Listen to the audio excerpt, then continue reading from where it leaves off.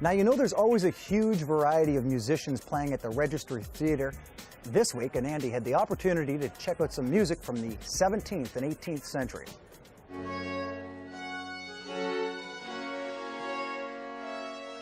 Kitchener's Nota Bene Period Orchestra specializes in Baroque music. Their latest performance features a collaboration with Baroque dance company La Belle Danse.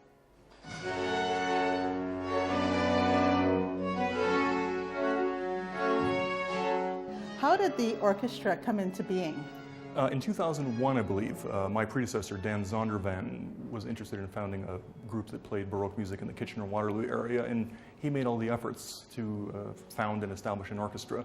And I inherited that situation from him in the fall of 2006. So I'm not the founder or the original artistic director, but I'm the second person at the helm for the Nota Bene Orchestra. What type of music does the orchestra play?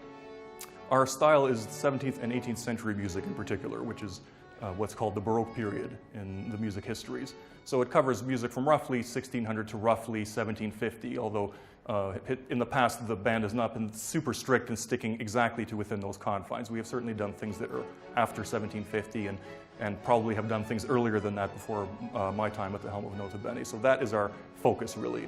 What composers are covered in that period? Well, I mean, the big figure would be Johann Sebastian Bach, obviously. So people like Bach, Handel, Vivaldi are the so-called high Baroque folks who came right to the end of the historical Baroque period.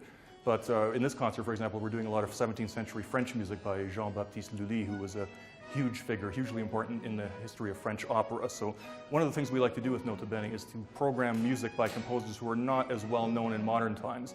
And interestingly enough, these people were often far better known historically when they were alive than the more famous composers like Bach, for example. These people are now in the shadow of the giants of people like J.S. Bach and such, but frequently they were far better known and far more successful financially and otherwise as composers. So we make efforts to bring this great music of theirs into the public ear, as it were.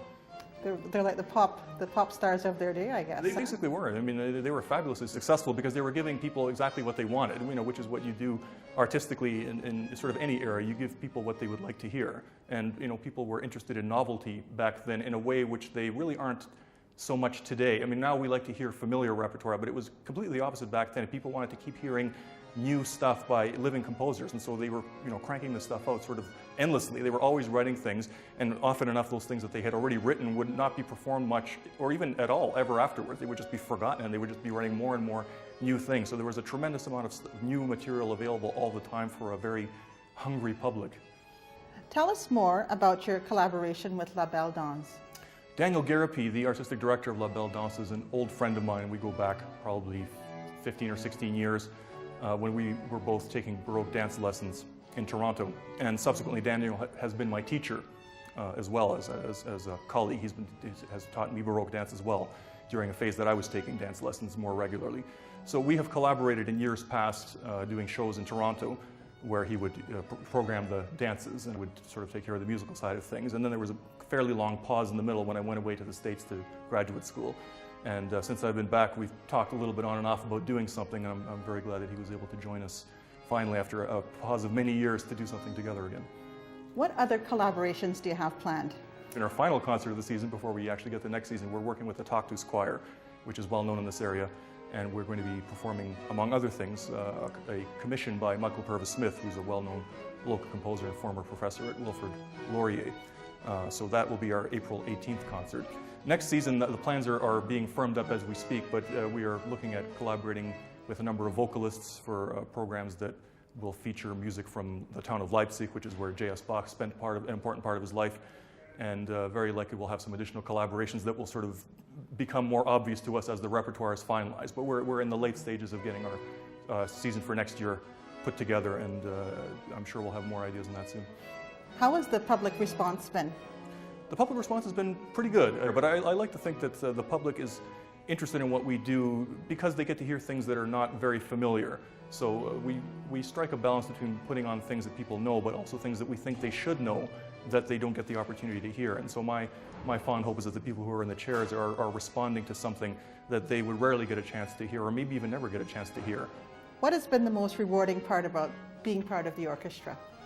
Well, I play with a great group of people. I think by far that has to be the most rewarding thing, is that everyone who's there really wants to be there. They love this music. They love playing together as a group, and I'm convinced that that shows in the concert, that this group of people are having a great time making music together.